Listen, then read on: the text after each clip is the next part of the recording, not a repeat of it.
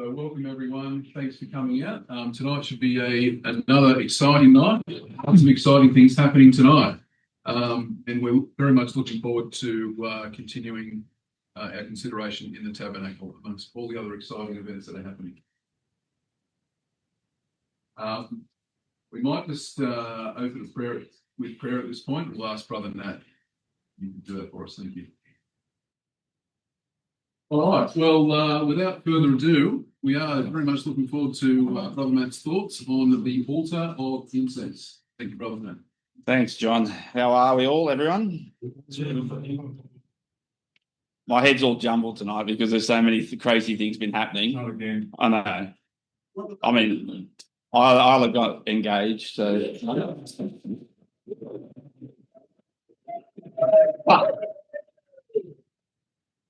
The other thing that's taken my attention, the really exciting thing, is what Israel did to the Hamas leaders. Yeah, without knowledge. So it says. You know what they did? So Hamas, the leaders of Hamas, who have been like skimming billions off the Western governments, who have given all this money to the Palestinians to build. They could have had Bangkok there. They could have built the most beautiful little city down on that little slither of land that the Jews gave them. But no, they just bombed Israel and built tunnels. The Hamas leadership, there's about 8 or 9 of them, 7 or 8, they're living in Qatar. Qatar actually harboured them.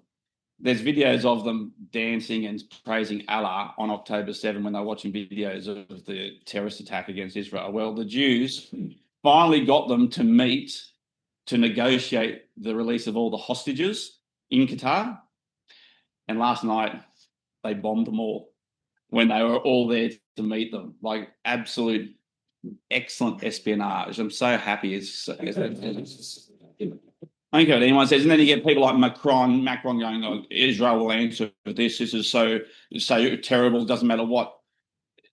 France have bombed Libya, Syria, all these other nations. Israel can't get rid of a few terrorists, and people are saying, how come Israel are doing anything to Qatar? Why don't they ask the question, why is Qatar harbouring these terrorists in the first place? It's just amazing. So if you didn't know that, that's a little bit less than exciting for Eyeless News I give you anyway. We're going to look at the altar of incense tonight. And there's so much in it. And as I said, my brain's a bit of a jumble, but that's meant to be steaming. There was a suggestion from PowerPoint. And I never do anything good with PowerPoint. Oh, look. Oh, man. How do you do that? A lot of effort, I can tell you. Look at that. Fine incense. So the altar of incense. And this comes in the last part of the holy place. We've moved from, God putting his tabernacle in the midst of his people, which he's done for us, and he's invited us to his house. And we keep going back to looking at it as a residence, as a house, as a place where we go to meet God, and God's asking us to come back on a journey to him. The ultimate place to be and to get to is the most holy place, obviously, immortality, eternal life. Not heaven, but immortality. And when we look at it in a very simple way, the tabernacle, you think it's like getting invited to someone's house. You get in the front door, there's a table there, which is called the altar is called his table. So where his food went, it's called his food on the altar. What would happen if you touched the altar first? Do you remember that? Questions? What would happen if you touched the altar when you walked in through the tabernacle doors into the outer court first? You'd get dead, right? You'd be killed. And it seems strange because you had to circumvent the altar, God's table, the beautiful food on there, and he shared that food on some occasions. But the first thing you're allowed to touch, remember, was the laver. You had to wash first. Now, we all come to the truth. We're invited to God's house. We see the sacrifice of Christ. That's where we're heading. God will share that with us, but we've got to be baptized first. Once you're baptized, once you wash and you're a priest, What then can you do in the tabernacle? What would be your job every morning and every evening? Yeah, so we've gone past the burnt offering. You've done that, yes? Yes, exactly. So we go into the holy place, into God's house, and there's a lampstand, and there's food, and there's fellowship, and there's beautiful, aroma. There's incense. That's life in the truth. That's the holy place. That's where we live today. Go to the memorial meeting. There's prayers, there's reading, and there's fellowship.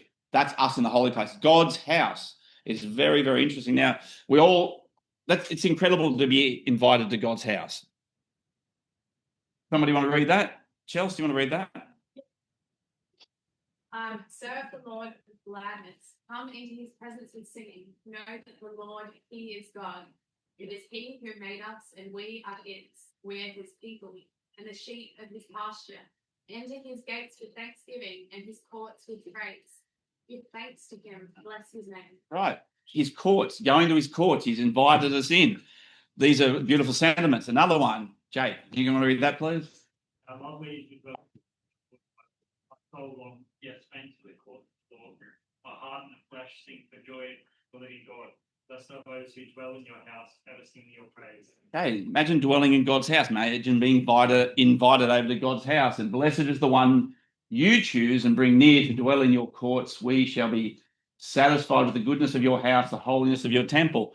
Did God's house ever double up in some way as a little hospice where people hung out and lived? Does anybody know of any occurrences where that actually happened? Where there are little annexes off the tabernacle temple ever, where people lived close to God's courts? Did Samuel live in the temple? Samuel did. Who else? Joash? Did he? Yeah, they hit him there. That's true. Joash is a good one. That's a good one. Who? Yep, probably. What about the old couple in the New Testament? Timmy and Anna. They were dwelling in God's courts. There must have been some accommodation there. And remember, just prior to the opening of the tabernacle, for a full week beforehand, can everybody remember that Aaron and his sons had to stay in the outer court, and Israel had to provide all their food and stuff for them? Remember that? They stayed there for the entire week in God's court. Imagine these people, everyone on the outside. Blessed is the one you choose to bring near. Everybody would have thought, oh, I wish I was the chosen one. I wish I could be there. I wish I could be in God's house to dwell in your courts, just like Nadab and Abihu and Aaron and I can't remember his other sons. Phineas, was it Phineas there? Eliezer. Now, that part of it turned a little bit bad because obviously there was a couple of the boys living too well and they were drunk on the first day and they offered strange fire. They didn't offer the incense correctly. But the point still remains, God's invited us back to his house. And ultimately what he wants is face-to-face, unhindered, no veil, communication with us. When was earth ever like that? Okay. Eden's the picture of the most holy place, fellowship with God. Not eternal fellowship, but at least fellowship with God. Sin interrupted and God pulled the blind down and said, I still want you, but there's going to be strict reservations now and you've got to make your way back to me. But he still invited us back. Tonight we're going to look at this symbol of the altar. So, the altar of incense, made from acacia wood, as most of the furniture was, overlaid with pure gold. It stood higher than any other article of furniture, but it was only very small. It was only about a foot wide, maybe 2 or 3 feet high. That was it. Around the top was like a little parapet, and I used to think it was you put the coals on top of it, just bare coals, and put the incense on that. That's not how it was used. Does anybody know how it was used? It had 4 horns and had rings to carry it. And I would have liked, if I had to carry things like the family that did, I would have liked to carry that because it's the lightest thing to carry. There's not much to it. Does anybody know how it was used?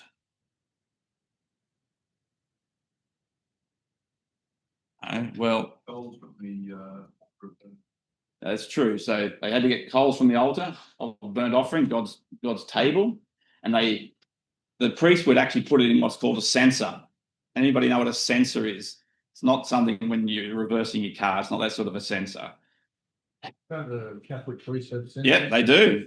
Yeah, you go to mass, Catholic priests have got censers, probably more ornate than what the Jews had. It was a gold bowl, and they probably had some sort of chain work, or at least, a handle, because it conducts heat. They put the coals in that, let us say chains, and they would go in with this thing called the censer, and they put that on top of the altar, and he'd sprinkle a handful of incense on it, and the whole place would be filled with their aroma. I'm going to do incense tonight, but as normal, I never get myself organised. So you can just, does anybody like the smell of incense? smell it already.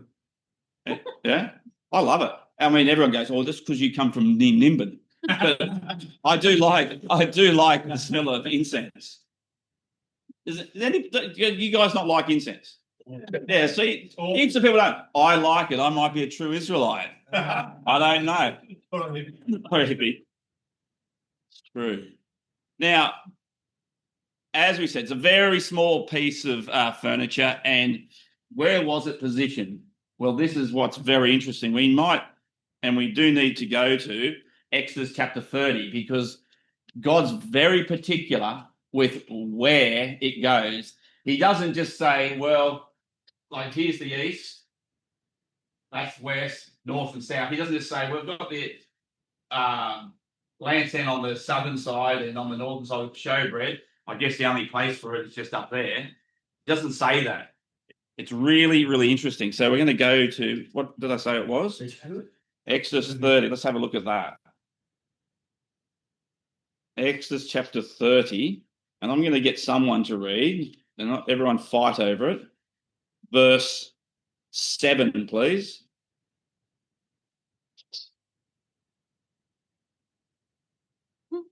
Just one at a time. You have to nominate someone. Oh, I told the wrong verse anyway. Okay, Jeremy, verse 6 and 7. And thou shalt put it before the veil that is by the ark of the testimony, before the mercy seat that is over the testimony, where I will meet with thee. And Aaron shall burn thereon sweet incense every morning. When he dresseth the lamps, he shall burn incense upon them. Okay. Now, look at that. Don't just stick it up the western end. Verse 6 says, you're going to put it in front of the veil. Okay, got that. Yeah, but the veil that's in above the ark, I know that. Yeah, but the ark of the testament, okay. Which is in front of the mercy. Yeah, I understand. Which is above the testimony. Okay, I get it. Where I'll meet with you. Yes. So see the emphasis? God wants it there. What is that telling us? Connected to it. It's connected to the most holy place. And the ark. It's connected to the ark. He has a purpose in putting it. The purpose of putting it there, the position's important, but is that what you said to me? Yeah, but who's just on the other side of that? God. Yeah, God's right on the other side of it. He's putting it as close to him as absolutely physically, geographically possible. Now, just think about that. What's he trying to tell us? What is he trying to tell us by that? That's where it is. Now, somebody just want to read Proverbs 28, verse 9, after I finish this little blurb, because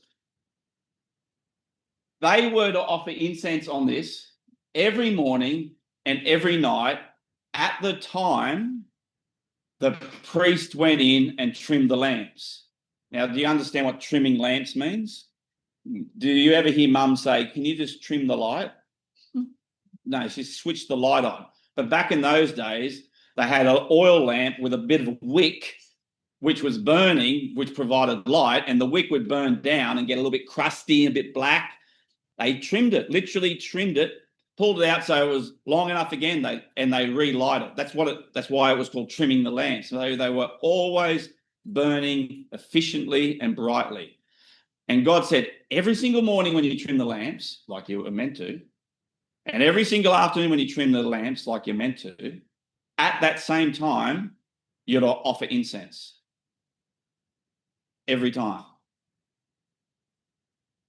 What do those two things so obviously represent? Incense and prayer. Incense is prayer, the word of God. Reading and prayer, reading and prayer, reading and prayer. Like, do we need God to tell us explicitly? We get it. I mean, when we get around to doing the readings at home, generally we offer prayer. Whenever we have a meeting with one another where the word is center, we offer prayer. Reading and prayer, hand in hand. Who's at Proverbs 28, verse 9? Again, not all at once. Yeah. A wise man, like you said, 29 or 28? 28, verse 9, sorry. He that turneth away his ear from hearing the law, even his prayer shall be an abomination. Right, it's a simple concept, isn't it? If you don't listen to God's word, He's not going to listen to your prayers. You take in His word, you give it back to Him. And we won't get time to have a look at Isaiah 11 tonight, but that's a very nice little, there's themes in Isaiah 11 about God breathing out and us breathing in. He breathes out His word and we breathe it in. It's fantastic. If you thought you're just going to offer incense, breathing out, it'd be like without breathing in. And if you thought you would just read the word and breathe in without breathing out, that's how obvious reading and prayer is. It's as natural as breathing itself in a spiritual sense. So it's pretty important. And I think we all basically understand that concept. Now, why isn't that little article of furniture in the most holy place? Why is it in the holy place? Why not just put it there in the most holy? If it represents face-to-face contact with God, it represents how you really want us back with you, why not just put it there? That's how the writer to Hebrews sees it.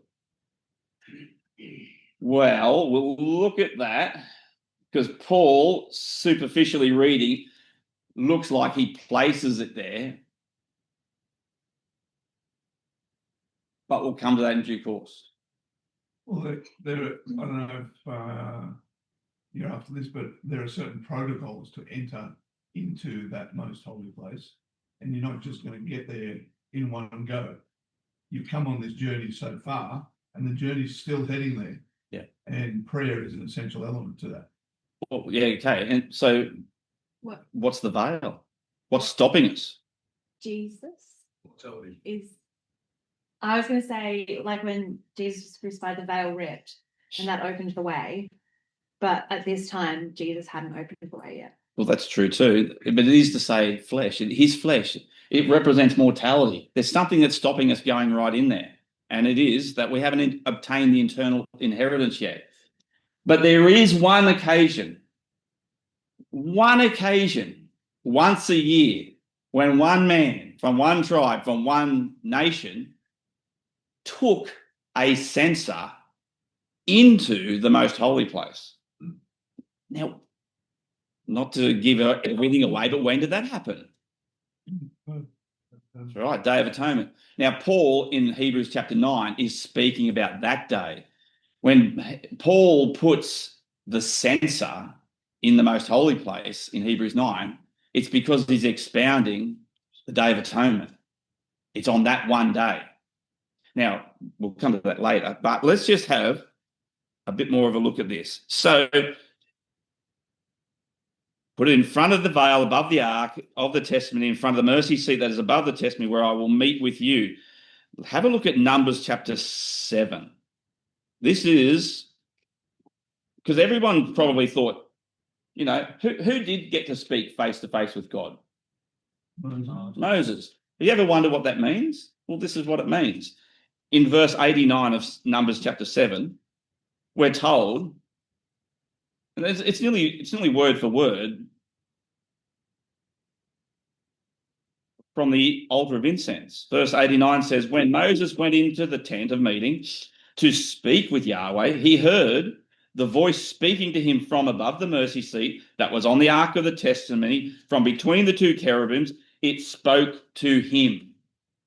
Now, where's Moses standing?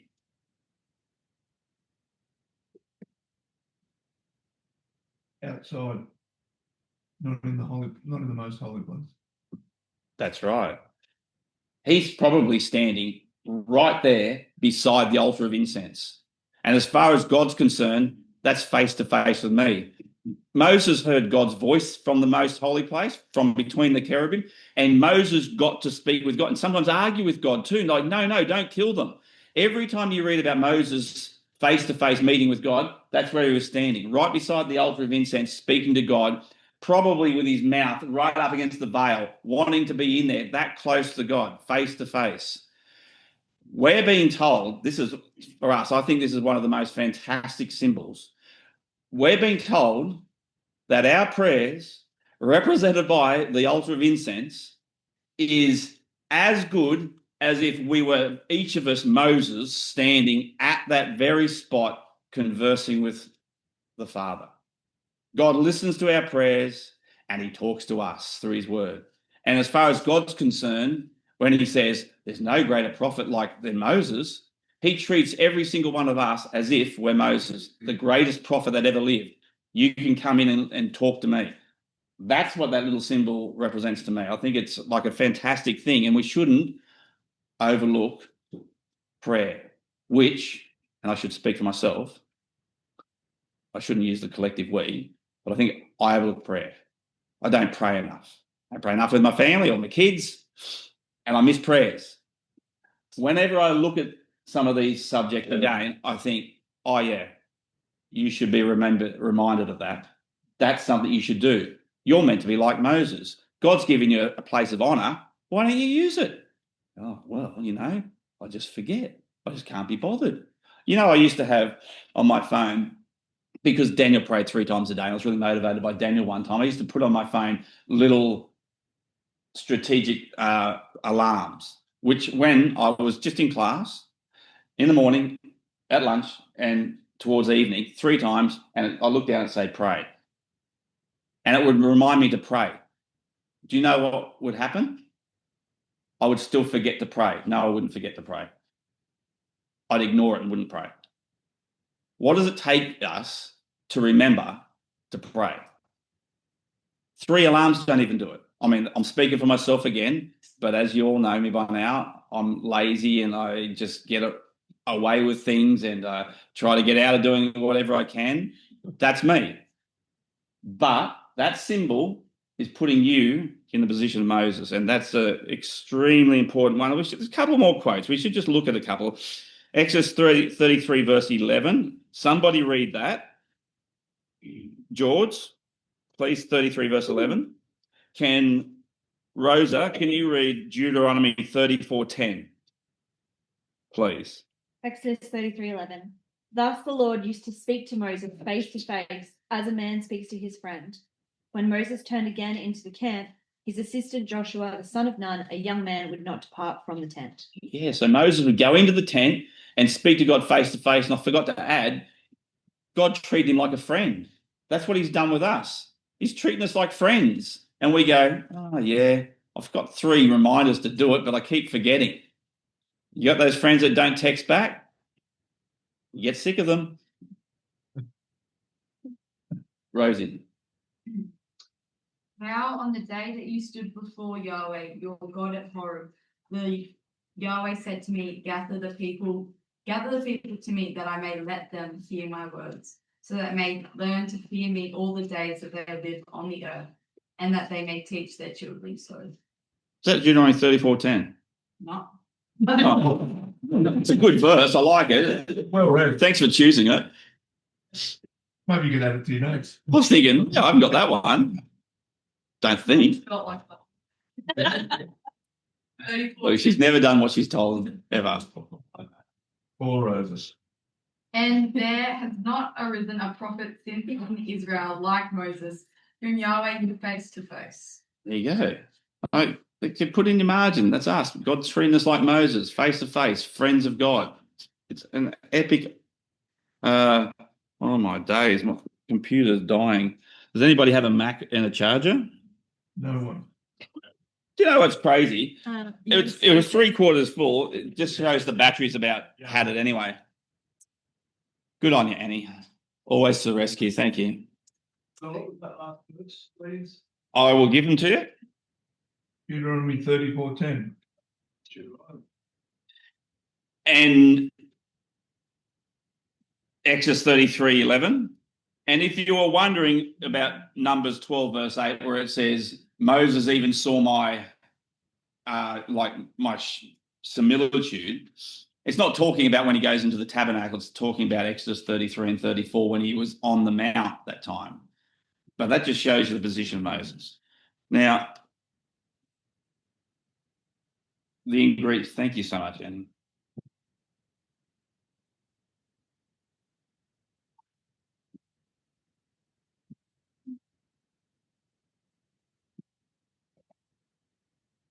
The wrong connection. Is it? No, mate, joking. Wouldn't surprise me. That Tanner. No. I shouldn't tease you like that. Are we teasing? How terrible is that? Turned on beautifully. All right, now, where are we up to? Back to Exodus 30. We want to have a look at the ingredients. Have a look at these ingredients. Oh, we don't even have to turn there, but we will. Exodus 30, verse 7. No.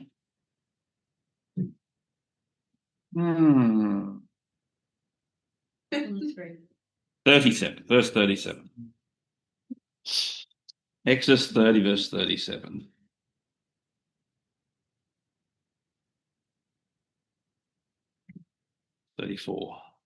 I'll get there. Yahweh said to Moses, verse 34, take sweet spices, stacti. I looked up how to pronounce that, so I didn't know. Stacti, onycha, galbanum, sweet spices with pure frankincense.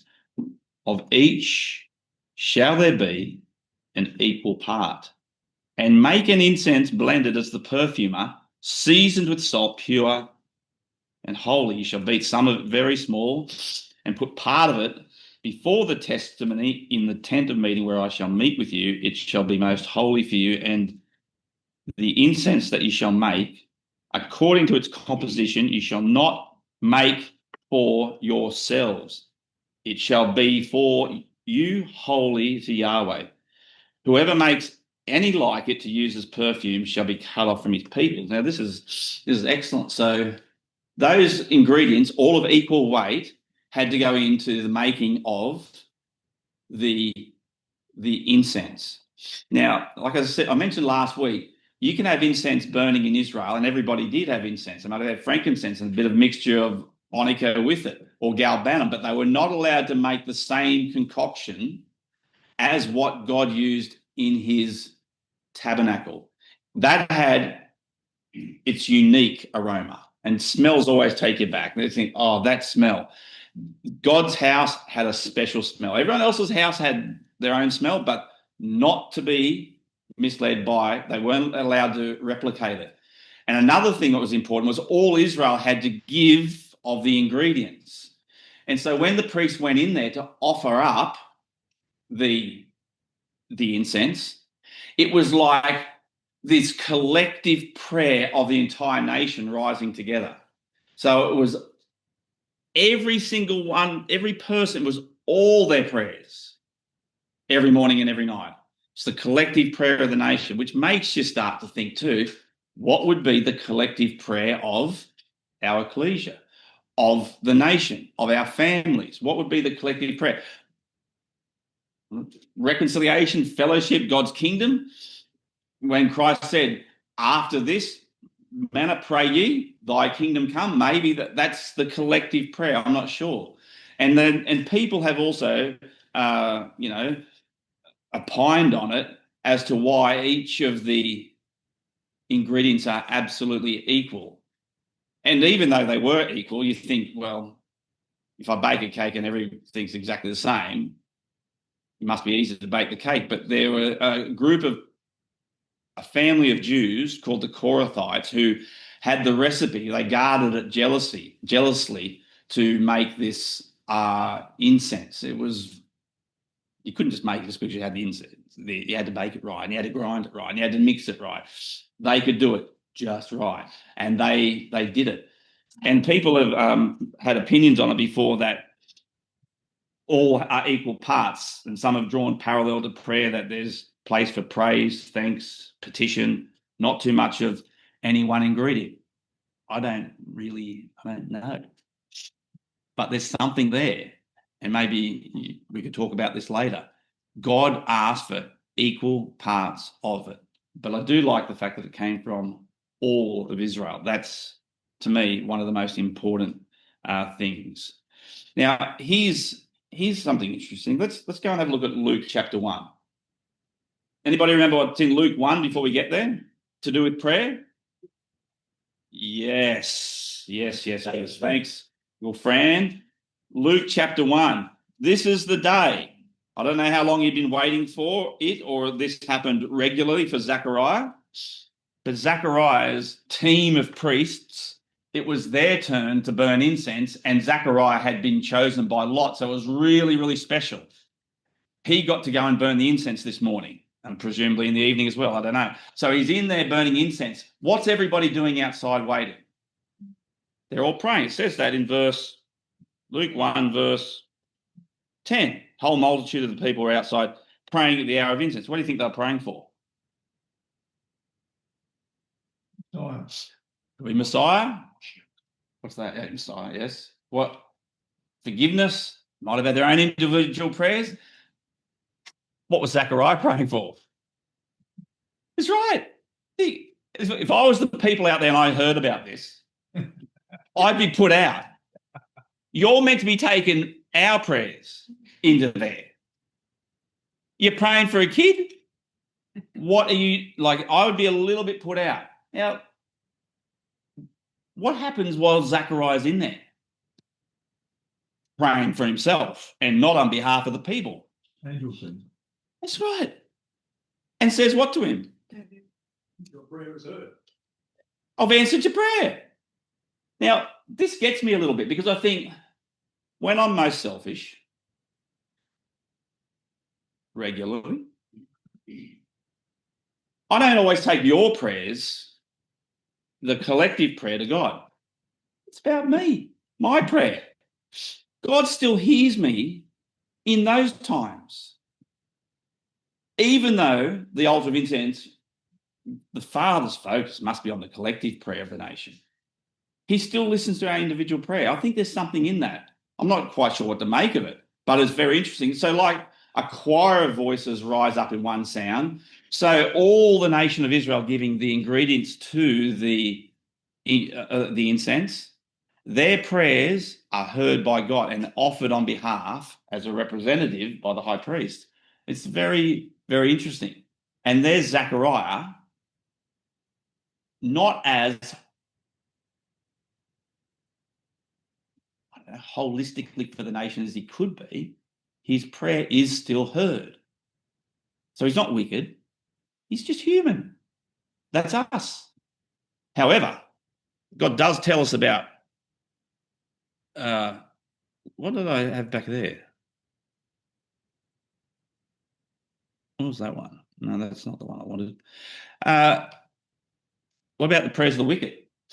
Let's Just before we go on that, just a different perspective on Zechariah. Perhaps he wasn't praying for himself. Perhaps he wasn't praying for a baby. Perhaps he was praying for Messiah. I think he was. Well, you're more altruistic than I am, Uncle Fran, but that could be true too. His following words confirm what he was praying for. Okay. I have a question as well. Oh, sorry. Are you still? I was going to read it. Do not be afraid, Zechariah. Bear you a son, call his name John. He doesn't speak anymore because he's made to be silent for the next 40 weeks, isn't he? Well, that was another thing too, because he also didn't expect his prayer to be heard because he didn't believe the answer. And oftentimes we can be a little bit like that. We say our prayers. It's a pretty hard answer for an old bloke. Well, he must have been praying for it still. Well, he was, that's true, but he didn't expect the answer to come that way. He didn't expect he was going to be part participant. And that was a challenge, just a logical challenge for a man in that position. However, as soon as his mouth was released, he starts talking about God's salvation for Israel and the king and the forerunner. That's all he wants to talk about. I got no doubt. I just think he's had probably 40 weeks to think about what he should be praying about. But anyway. Do you have any thoughts on the specificity of the angel sitting on the right-hand side of the altar of incense? Question, I was wondering. No. I don't. See, there's every time you look at I know when you look at something, there's more answers. Questions than answers. Like, yeah, park that one. We'll have a talk about it later. Prayers of the wicked. Leviticus 10, Nadab and Abihu. They offered strange fire. They didn't get the fire from off the altar. Only the prayers that are motivated by the sacrifice of the Lord Jesus Christ and understanding of that. A life of the truth well lived, a life devoted to God is going to be heard by God. You can't get the fire from anywhere else. That's where it came from off the altar. So the priest would go in there, open up the little doors at the base of the altar, get his little shovel there. Like I used to be fascinated by these things. We'd have them at home when we had a fire. Get down there, play with the fire, get some coals, put it in the censer, and off he'd go. That fire had to come from that altar. Where did Nadab and Abihu get it from? We don't know. Barbecue, exactly. No, you're absolutely right. They were living in the tabernacle, out of court, the whole week, and they probably had fires everywhere. Number 16, at the time of coronation of Byron, the 250 princes, they go, we want to be the chosen ones. We want to burn incense too. Who said you, Levites, could be, the biggest and the best? And they went to offer incense. Does anybody remember what happened to them? They got barbecued. Did. They got the fire they really wanted, or maybe didn't really. Turn into the altar. Yes. What about this prayer with incense? Isaiah, yeah. The king. Remember, he also, I want to be the chosen one. I want to be the king priest. He's the king that wasn't good enough. He goes into the holy place and he literally tries to offer incense reserved only for the priests. And the priests came in there with drawn swords, which is not a usual sight. And they told the king to his face that he's doing the wrong thing. And he got really mad, smitten with leprosy right at the point of offering the incense. And he had to race out, and the rest of his life he was a leper. God chooses those who are his. He doesn't like the prayers of the wicked. Jeroboam's prayer wouldn't get heard at the time of the second altar that he set up. And also the inhabitants of Jerusalem, when they were terrible before the Father, he wouldn't listen to them. Now, we don't have time to go through Hebrews 9, but that doesn't matter. This is something I wanted to show you. And we've probably heard this before. Every single Israelitish house was made with a rooftop with a little tiny parapet around it. Each rooftop was like a little altar of incense. Now, people go, oh, how do you know that? Well, besides the fact that they did look similar, what was the rooftop in Israel used for? It was always used for prayer. People would go there for isolation. People would go there to get away, to be close to the Father, to be alone, to offer prayer. Any examples that you can think of? Peter, praying, yes. I think David uses it about the rooftop. He talks about being a sparrow up there on the rooftop alone. There it is to dwell on the rooftop. Yes, that's true. And pray for freedom, yes. So, and it's a wonderful concept. We don't have to spend time on it. And that's a little bit, what's wrong with that over there? It's got no sensor. Like It was an artist. What do you call it when an artist takes license? Yeah, it was artistic license and the artist impression. There should have been a censor there, but you get the idea because like this little person, he's like a little burning coal offering up prayer to God on the altar, on his metaphorical altar, on his roof of his house. Now, where's the quote that says prayer is like incense? By the way, is it Psalm 140? I haven't got it, but I think everyone should know it off by heart. Oh, that is fantastic. Do you want to read that out, please?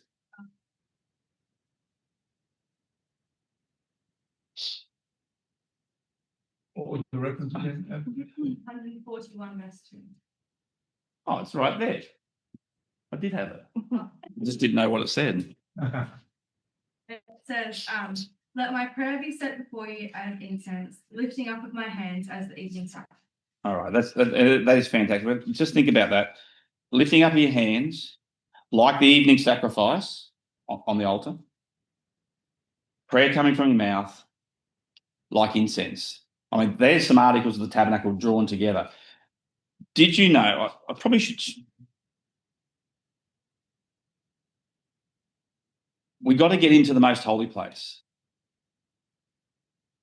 What sort of prayer gets us in there?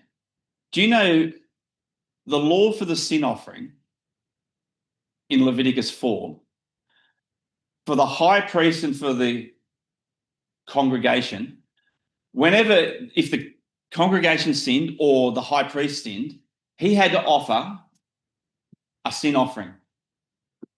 Guess where they took the blood of that sin offering? Guess what they did with it? Altar of incense. Yeah. They took it into the altar of incense and they put it on the horns. But it never got into the most holy place. That sin offering wasn't good enough to get it into the most holy place. But there was a sin offering that was. Does anybody remember where that is? Where's the sin offering that blood gets taken in? What's the Day of Atonement? That's the Day of Atonement. Let me just read it to you because it's actually amazing. Exodus chapter 30 and verse 10, where we read, Aaron shall make atonement on its horns once a year with the blood of the sin offering of atonement. He shall make an atonement for it once in the year throughout your generations. That blood got into the most holy place and it went on the altar of incense. So You're saying the altar's connected with the sin offerings regularly, but there's only one sin offering just once, as Hebrews says, for all time that bridges the altar of incense into the most holy place. There's only one, and it's Christ's sacrifice. Can you think? Sorry, Jem, I was just think, where have we seen at the time of the one sacrifice, blood and prayer? And I'm talking about the Gospels. Has to be the Garden of Gethsemane. The Lord Jesus Christ gave that type of prayer, and with his hands probably held up as the sacrifice to God, pleading with him, Father, if you can do another way, take this cup from me, dripping with blood. An angel steps out of the most holy place to talk with him and encourage him to get him and his prayer all the way into the most holy place. That's the Day of Atonement. That's what it's all about. And it's also on the cross as well. Oh, absolutely. There's the blood there and no doubt prayer. And the prayer. No doubt prayer. That's right. Yeah. Isn't it? It's incredible, isn't it? There's that one sacrifice. Now, So, mate, sorry. no, Are you saying on the Day of Atonement, the priest not only sprinkled the blood on the mercy seat, but he first put it on the horns of the altar? I'm not going to say first, but it happened. It happened. Yeah. So Yeah, on the horns of the... Both of those things happen. Yeah, same blood, same basin, same priest, same day. So the horns are the horns of the altar of incense. Yeah. First, Yeah. It's really interesting. And I was going to show you how the whole book of Revelation is in answer to prayer, but we haven't got time. And I was going to show you how we are always to pray, and God tells us, as I said, small little bit of article of furniture. Prayer's an easy, accessible, tiny thing in our life, often overlooked, most important. But I wanted to show you this, because this is what the altar of incense, if you're taking notes, like for the kids, this is simple. It's offered morning and evening. It was made of gold, had horns, and there was incense. So if I said to you, what does morning and evening represent? What would you say? Stephen? First day. The first day. First day? Evening, the morning, Oh. the first day. John, I hadn't thought of that. I was just thinking more of consistency, like pretty basic, like daily. Day after day. Up to date. Right. So morning and evening. God says, be consistent in this. What's gold represent? Faith. Yeah. Like pure, precious, faith. Yes. What do horns represent? How do we know? Revelation. Yeah. No, Uncle John Martin. I'll never forget. It was the funniest thing. You don't think horns represent power. He said, you get down that end of the cow, you grab hold of that horn, I'll go up the other end and I'll whack it with a bit of 3B2. And you tell me it doesn't represent power. So it proves it, chapter and verse. So horns represent power. Incense is prayer. So at its very least, surely the altar of incense for us, just Sunday school stuff. Who was it that was hanging on the horns of the altar? I think it was metaphorical. Probably Bill Lunt, I don't know. I think until he was forgiven. Oh, that was Joab, Joab, yeah. did the Adonijah do it as well? Yep. These horns? Or the horns that, No, horns of the. yeah. Also about. So therefore, the horns represent something other than power. Well, God's power too. Oh, it is God's power. They wanted to go there. They thought that's where you tied the sacrifices to as well. I mean, Horn only in Scripture is power. It's speaking about Jesus as the horn of salvation. It's power. When it's talking about beasts in a bad sense, it's power. You don't talk about horns unless you talk about in every sense. It's power. yeah, even the anointed somebody from a horn. Yeah. God's power ordained from on high. So consistent, faithful, pure, precious, powerful prayer. That's the altar of incense. We'll leave it. There's too many other things which we could start talking about. Change the word consistent to persistent, and then they're all permanent. Oh, yeah, come Mm. on. That's excellent. Yes, I will. That'll make Nat happier. I'll definitely. He'd have to say faith. So that's why we're doing your housekeeping, just as well from Revelation, 8 verse 3 and 4, that associates prayer and incense as well. Yeah, I wanted to go into all those quotes, Uncle Fran, but we sort of haven't got time this evening. There's too many, but that is absolutely one of the main ones. So here's another one for you, which I should just say in passing, and we've mentioned it quite a few times. Is prayer powerful? Who is the most well-known Bible character besides Jesus known for prayer? Oh, I said Elijah. Well, let's count them up. Who says Daniel? Who says Elijah? All right. I'm going to, you guys calculate how many prayers Elijah gave. We're going to do Daniel. How many times is Daniel's prayer mentioned though? 70,000. 70,001. Both of them are equivalent. And we say, we look at man of prayer, Elijah, and we say, Daniel, 70,000 prayers 3 times a day. Probably weren't prayers for food as well. And we go, what's his secret? It's prayer. Don't worry, I'm exhorting myself as I am telling these words to you. I'm thinking It was a eunuch. Don't like that part of it, but Very unique. That was the difference between him. yes. I will. Yeah. his speech. I don't know what to make of that. You can express.